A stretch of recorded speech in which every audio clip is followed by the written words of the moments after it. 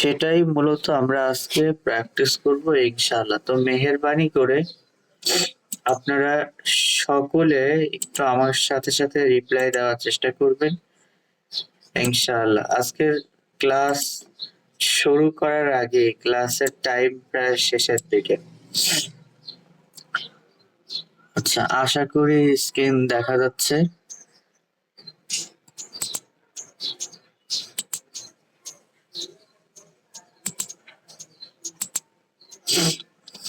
দেখা যাচ্ছে, আশা করি স্ক্রিন দেখা যাচ্ছে। তো এবার আপনারা যে কেউ একজন একটু আমাদের ক্লাস ওয়ানের যে আয়াতটি ছিল এটার একটু অনুবাদ করে শোনান, যে কেউ, এনিওয়ান। আসসালামু আলাইকুম ওয়া রাহমাতুল্লাহি ওয়া বারাকাতুহু। ওয়ালাইকুম আসসালাম ওয়া রাহমাতুল্লাহি ওয়া বারাকাতুহু। রায়হান সাদি ভাই আমাদের সাথে প্রত্যেকদিন কম্পানিয়ন দিচ্ছে, আপনাদের সবাইকে কিন্তু দিতে হবে। আচ্ছা, আজকে রায়হান সাদি ভাই শুরু করলো, বাকি টপিক গুলো কিন্তু আপনারা সবাই বলবেন। জি ভাইজান বলেন। ইয়া আইয়ুহাল্লাযীনা আমানু, হে মুমিনগণ, কুতিবা আলাইকুমুস সিয়ামু, তোমাদের উপর রোজা ফরজ করা হয়েছে। কামা কুতিবা আলাল্লাযীনা মিন ক্বাবলিকুম, যেমন ফরজ করা হয়েছে তোমাদের পূর্ববর্তী জাতিদের উপর। আলাল্লাযীনা মিন ক্বাবলিকুম লাআল্লাকুম তাত্তাকুন, সম্ভবত তোমরা মুত্তাকি হবে। মাশাআল্লাহ মাশাআল্লাহ, অত্যন্ত চমৎকার হয়েছে। আচ্ছা, এরপরে আর কেউ এই হাদিসটার অনুবাদ করুন, খুব সহজ একটি হাদিস।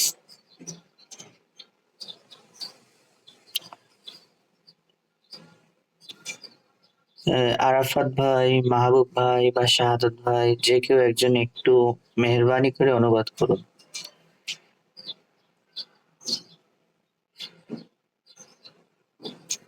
আসসালামু আলাইকুম ভাইয়া, আমি তো পারছি না আসলে। ওয়ালাইকুম আসসালাম ওয়া রাহমাতুল্লাহ। ভাইজান চেষ্টা করেন, ইনশাআল্লাহ পারবেন।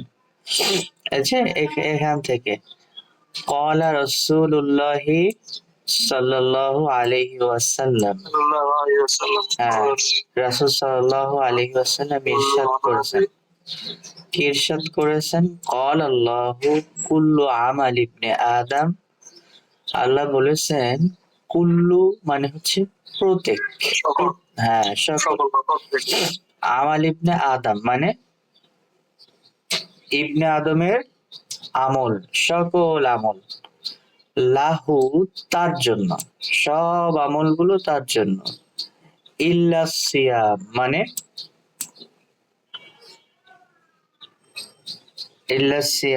মানে রোজা ব্যতীত, সবগুলো আমল তার জন্য, রোজা ব্যতীত। ফাইন্নাহু, কেননা সেটা হলো, সেটার মুখাতাব হলো সিয়াম, কেননা এই রোজা হলো লি, লি মানে আমার জন্য, ওয়া আনা আর আমি নিজেই, আমি আজজি বিহি মানে আমি উহার প্রতিদান দিব। ওয়াসিয়ামু জুন্নাহ, আর সিয়াম হচ্ছে ঢাল স্বরূপ। জুন্নাতুন শব্দের অর্থ হলো ঢাল, বর্ম বা হেলমেট। আমরা হেলমেট বললে খুব ভালো বুঝি, এই ঢাল বা বর্ম তো আসলে চিনি না। অথবা ঢাল বর্ম হচ্ছে ছাতার মতো দেখতে, আপনারা দেখেছেন কিনা আমি জানি না। হ্যাঁ, ওই গুলিয়া দেখছি, ঢাল যুদ্ধের মধ্যে ঢাল আছে, হাতে রাখে যে একটু, হাতে রাখে, হ্যাঁ, গোল একটা ছাতার মতো সামনে। তো এই ঢাল বা বর্মের আপডেট, ঢাল হচ্ছে আপনার ছাতার মতো, আর বর্মটা হচ্ছে সরাসরি হেলমেট। তো এই ঢালের আপডেট ভার্সন হচ্ছে এখন bullet proof jacket, bullet proof jacket. আচ্ছা, ওয়াইজা কানা ইয়াউমু সাওমি আহাদিকুম, আর তোমাদের মধ্যে যখন কেউ রোজার দিনে থাকে, মানে রোজা পালন করে, ফালা ইয়ারফুস, সে যেন কোনো অশ্লীল কথাবার্তা না বলে, অশ্লীল কথা। রফাসা ইয়ারফাসু, এই এখানে অশ্লীল কথা বলতে স্বামী স্ত্রী তাদের মধ্যে যে ইন্টারনাল কথাবার্তা, এগুলোকে বলা হয় রাফাস। তো তারা যেন এই ধরনের কথাবার্তা না বলে। এটা যেমন রমাদানে রোজা রেখেও নিষেধ, আবার ইহরাম বাঁধার পরে কেউ যদি হজ উমরার নিয়ত করে তখনও তার জন্য এই রাফাস এটা নিষেধ। ফালা রাফাসা ওয়ালা জুনাহা, এটা কোরআনের মধ্যে আল্লাহ তাআলা নিষেধ করেছেন। আর রোজার ব্যাপারে হাদিসের মধ্যে নবী সাল্লাল্লাহু আলাইহি ওয়াসাল্লাম নিষেধ করেছেন, রাফাস করা যাবে না। ওয়ালা ইয়াসখাব, এবং সেজন্য কোনো গালিও না দেয়, কোন রকম মুখ খারাপ না করে। ফাইন সাবাহু, এরপরেও যদি সাবাহু, তাকে কেউ সাব্বুন, সাব্বা ইয়াসুব্বু, গালাগালি দেওয়া, কাজানি দেওয়া। তো সাব্বাহু, তাকে যদি কেউ এই গালি দেয়, এই হু এর মার্জা হচ্ছে ওই সিয়াম পালনকারী ব্যক্তি। ওই সিয়াম পালনকারী ব্যক্তিকে যদি কেউ গালি দেয়, আহাদুন, কেউ, যে কেউ, আও কতালাহু, কতালা ইউকাতিলু মুকাতালাতান ওয়া কিতালান, এটা কোন ভাবের মাসদার বলেন তো কেউ একজন? মুফাআলা। মুফাআলা, মাশাআল্লাহ, ভাবে মুফাআলা মাসদার হচ্ছে আল মুকাতালা। মুফাআলা থেকে মাসদার হলে অর্থ কেমন হয়, কিরকম অর্থ করতে হয়? পরস্পর। পরস্পর, জাযাকাল্লাহ। তার মানে কতালাহু, এখানে পরস্পরকে বোঝানো হয়েছে। পরস্পর বলতে আপনাকে একজন গালি দিল, আপনি সাথে সাথে তার পাল্টা জবাব দিতে পারবেন না, সেটা শুনবেন না, কোনোভাবেই যেন সেটা না হয়। একটা একটা গালির একটা রিপ্লাইও হবে না। কতালাহু, পরস্পর ঝগড়া বিবাদ করা, যদি সে তোমার সাথে ঝগড়া করতে চায়, ফালইয়াকুল, ফা হরফে আতফ, অতঃপর ইয়াকুল, সে যেন, ফালিয়াকুল, অতঃপর সে যেন বলে, ইন্নিম, ইন্নিম রুউ সাইম, ইনিম রুউ সাইম। কি ইন্নি শব্দের অর্থ হচ্ছে নিশ্চয়ই আমি, ইমরুউন সাইম, সাওমের মধ্যে অন্তর্ভুক্ত, আমি একজন রোজাদার ব্যক্তি। সে যেন তখন বলে আমি রোজাদার ব্যক্তি। সুতরাং তোমার গালাগালি, তোমার এই যে ফেতনা ফাসাদ, তুমি যে মুখোমুখি হয়ে আমার সাথে ঝগড়া বিবাদ করছো, এগুলো কোনো কিছুই বলা যাবে না। আনা সাইম, আনা সাইম। যেমন আল্লাহ তাআলা হযরত মারিয়াম আলাইহিস সালামকে আদেশ করেছিলেন, কি বলেছিলেন, যে তুমি কোনো কথা বলবে না, 3 দিন কথা বলবা না, তুমি রোজা রাখবা, ইশারা করবা। তো সেরকম, মানে আমরা কথা বলতে পারবো ঠিক আছে, কিন্তু কোনো গালাগাল, মুখ খারাপ, কোনো ধরনের কোনো জবাব দেওয়া যাবে না, অন কাইন্ড অফ বোবার মতো। ওয়াল্লাজি নাফসু মুহাম্মাদিন, ওয়াল্লাজি, এটা আহ ইসমে মাউসুল, আবার এটা দিয়ে ইসমে মাউসুল দিয়ে এখানে বাক্য শুরু হয়েছে। আবার কোন শপথ অর্থে, যখন কোনো শপথ হয় বা কসম হয়, তখন এরকম সাধারণত এই অল্লাজি, আল্লাজিটা চলে আসে। অসংখ্য হাদিসের মধ্যে নবীজি সাল্লাল্লাহু আলাইহি ওয়াসাল্লাম যখন নিজে শপথ করেছেন, তখন এরকম ওয়াল্লাজি কথাটা নিয়ে আসছেন।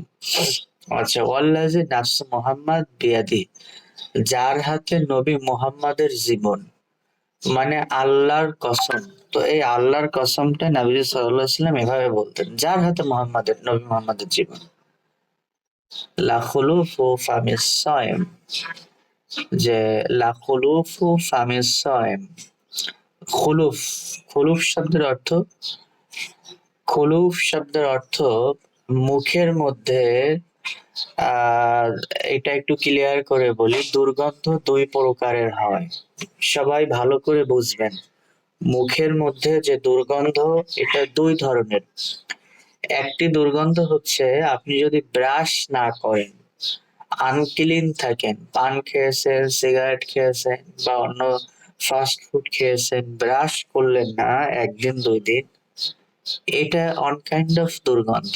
আরেকটি দুর্গন্ধ হচ্ছে আপনি সব খাবার দাবার খাওয়ার পরে ব্রাশ করলেন, এইবার ব্রাশ করার পরে আপনার মুখের মধ্যে 6 ঘন্টা 8 ঘন্টা পর্যন্ত যখন কোনো খাবার এবং পানি কোনো কিছুই যাবে না, তখন আর একটা স্মেল হয়, এটা আর এক প্রকারের দুর্গন্ধ। তো এটা কিন্তু আমাদের বুঝতে হবে। অনেক ভাই আছে যে রমাদান মাসে পুরো 30 দিনে বেরাসি করে না, মারাত্মক দুর্গন্ধ। কি হয়েছে? এই হাদিসের মধ্যে আসছে মুখের দুর্গন্ধ নাকি আল্লাহর কাছে মারাত্মক প্রিয়। তো মসজিদের মধ্যে আশেপাশে মুসল্লি ভাই নামাজে দাঁড়ায়, অন্য মুসল্লি ভাই যিনি দাঁড়ান তার হয়তো বমি চলে আসে। আসলে বিষয়টা এরকম না, ওইটার কথা বলেনি, বরং মুখে কেন ময়লা থাকবে? নবীজি সাল্লাল্লাহু আলাইহি ওয়াসাল্লাম তো সার্বক্ষণিক মিসওয়াক করতেন। সার্বক্ষণিক মিসওয়াক করা কখনো নিষেধ না। দেখা যাচ্ছে যে আমরা যদি পেস্ট দিয়ে ব্রাশ করি, তখন ওই মুখের যে মেইন যে দুর্গন্ধটা খাবারের কারণে, ওটা তো চলেই যায়, পাশাপাশি আমরা যে না খাওয়ার কারণে যে দুর্গন্ধটা, এটাও কিছুটা কম হয়, যার কারণে ব্রাশ করা মাকরুহ। তবে ব্রাশ করা হারাম না কিন্তু। কারো প্রয়োজন হলে সে ব্রাশ করতে পারে, রোজা রেখে দিনের বেলা ব্রাশ করা মাকরুহ, এটা বুঝতে হবে, হারাম না। আপনি ব্রাশ যদি 5 বারও করেন, তাহলে ওই খাবার না খাওয়ার জন্য মুখে যে দুর্গন্ধটা, ওইটা আপনার আসবেই। কিন্তু আপনি যদি ইচ্ছা করে, দেখা যাচ্ছে যে সাহারির পর পরে ব্রাশ করে নেওয়াটাই উত্তম। তো আপনি যদি ইচ্ছা করে মুখের মধ্যে দুর্গন্ধ করেন বা খাবার জমায় রাখেন এবং সেটা নিয়ে যদি ব্রাশ করতে যান সকাল 10টা 11টার সময়, তখন কিন্তু সেটা হারাম হয়ে যাবে। তো এই বিষয়গুলো খুবই ক্রিটিক্যাল, একটু বোঝার বিষয় বা একটু আগে পরে করার বিষয়। আচ্ছা, তো সতর্কতা হচ্ছে দিনের বেলা ব্রাশ না করাই উত্তম, কারণ ব্রাশ করতে গেলে কিছু না কিছু অংশ গলার মধ্যে চলে যায় এবং গলার মধ্যে গেলে রোজা ভেঙে যায়। এবং এই বিষয়ে সব ফকি একমত যে গলার মধ্যে যদি পেস্টের কোনো অংশ যায় বা গড়গড়া করতে যে কোনো পানি যায়, তাহলে রোজা ভেঙে যাবে। সুতরাং না করাটাই উত্তম। আচ্ছা, তো ফামিস সাইমি লাখুলুহু, লাখুলুফ মানে মুখ গহ্বরের ভিতরের যে গন্ধ। ফামিস সাইমি, ফামিস সাইমি মানে ফাম মানে মুখ, আর সাইমি রোজাদার, রোজাদারদের মুখের দুর্গন্ধ আতইয়াবু অধিক সুগন্ধের, অধিক ঘ্রাণের, ইনদাল্লাহ আল্লাহ তাআলার নিকটে। মিন অর্থ হতে বা থেকে, এটা হরফুল জার। রিহিল মিস্ক, মিস্কের যে ঘ্রাণ আছে, এই ঘ্রাণের থেকেও আল্লাহ তাআলার কাছে ওই রোজাদার ব্যক্তির মুখের ঘ্রাণটা আরো বেশি সুগন্ধের। কেন? ওই যে বললাম, কারণ বান্দা যে খেয়ে থাকছে না, এই যে না খেয়ে থাকছে বান্দা, 10 12 ঘন্টা খাচ্ছে না, না খাওয়ার কারণে তার মুখে যে গন্ধটা হচ্ছে, আল্লাহ তাআলার ভয়, এজন্য আল্লাহ তাআলার কাছে এটা প্রিয়। আপনি সিগারেট খাবেন কিংবা আপনি পান খেয়ে রাখলেন, যার কারণে একটা উদ্ভট দুর্গন্ধ হলো এবং সেটা আপনার আশেপাশের লোক সহ্য করতে পারতেছে না, আর এটাকে আপনি মনে করলেন আল্লাহ তাআলার কাছে খুবই সুগন্ধের বা প্রিয় জিনিস, এটা মনে করার কোনো কারণ নাই। তাহলে এই হাদিসটা দিয়ে আমরা বিষয়টা ক্লিয়ার হলাম।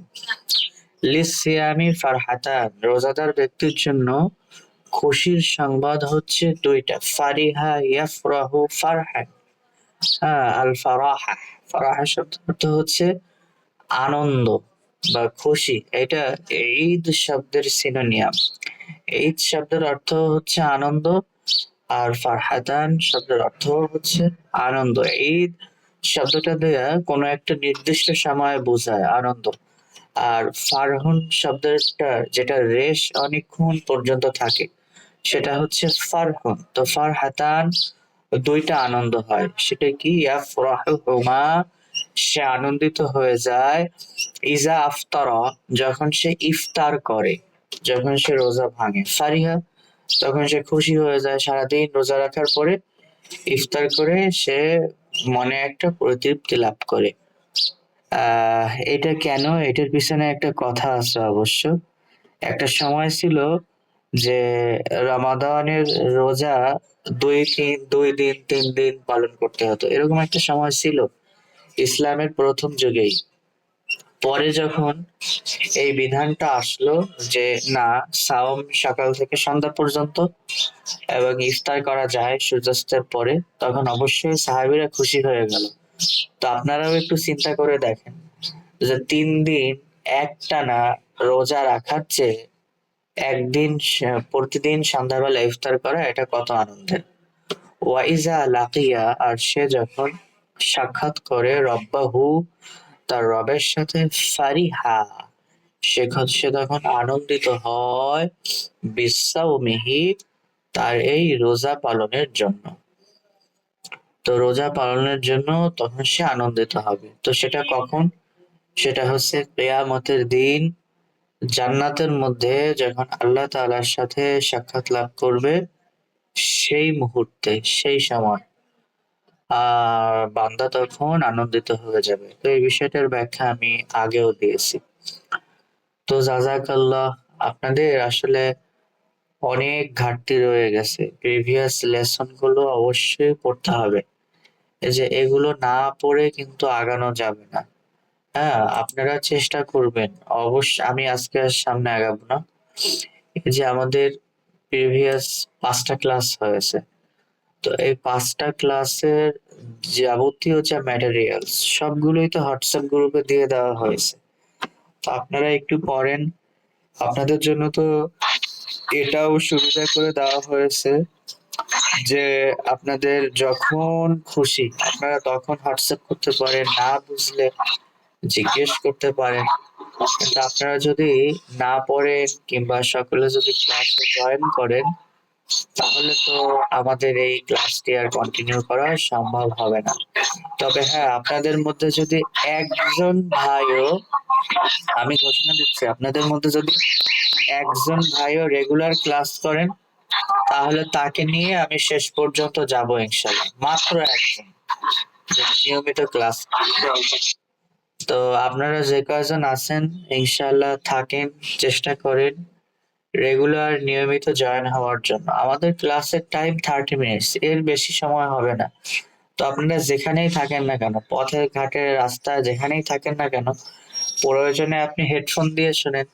বলতে পারেন যে ভাইজান আমি বাইরে আছি, আমি আজকে শুধু শুনতেছি, আমি কোনো রিপ্লাই করব না, এরকম আপনি বলতে পারেন, কোনো সমস্যা নেই।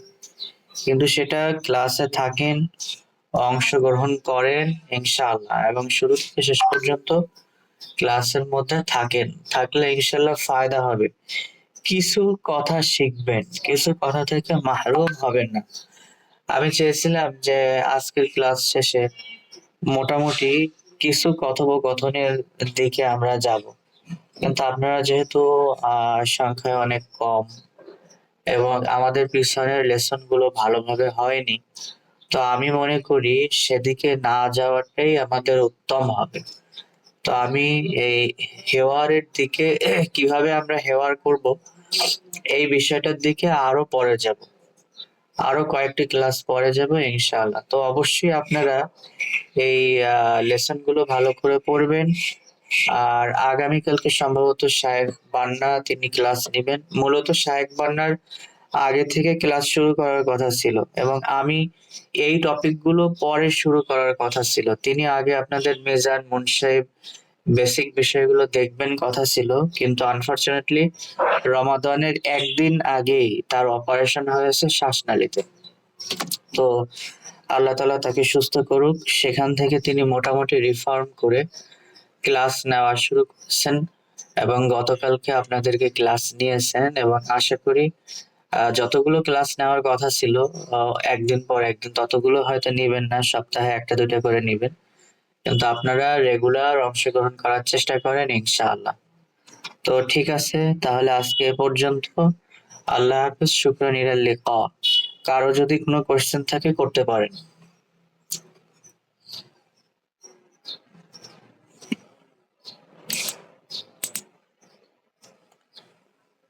আচ্ছা, আমার মনে হয় কারো কোনো কোয়েশ্চেন নেই। তাহলে আমরা আজকে এ পর্যন্ত শেষ করছি। আল্লাহ হাফিজ।